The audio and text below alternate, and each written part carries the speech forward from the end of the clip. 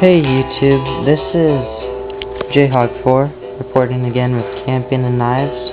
Okay, well, first off, you have your trusty knife. This one goes up on your belt, you bring it almost everywhere.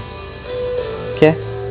You keep it sharpened and you use it, okay? Very nice.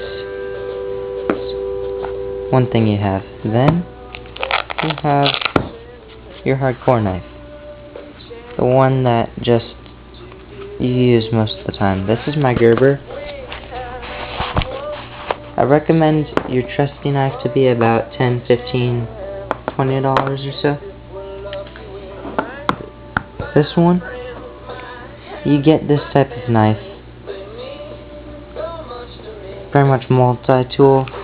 Spend about $20, $30 on that. You don't want it to fail. It's horrible if it does. That's like awesomeness right there. But then you have pretty much your trusty knife, your multi-tool, and then you have your nice trusty knife. This is like your backup. See that? This is my Winchester. Pretty sandy right now. I gotta clean it out. Remember? Ooh, cut myself. Yeah, you gotta keep it in good shape. Winchester. Remember the locks?